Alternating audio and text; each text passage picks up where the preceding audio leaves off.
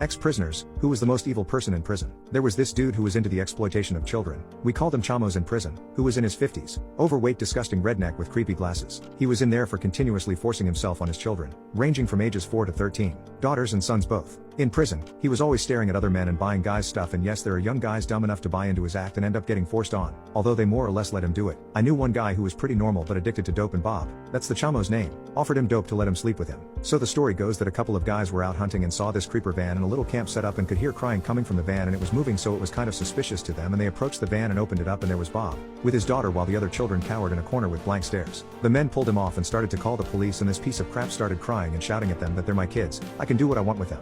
Obviously, they were disgusted and hurt him. One of them actually got charged with assault when the police got there because Bob pressed charges. The police had no choice. The worst part is that this piece of trash acted like the friendliest neighbor you ever saw in prison, all smiles and going to church and preaching God's word to people, the whole while being a weirdo on young white men in there. Having intimacy is often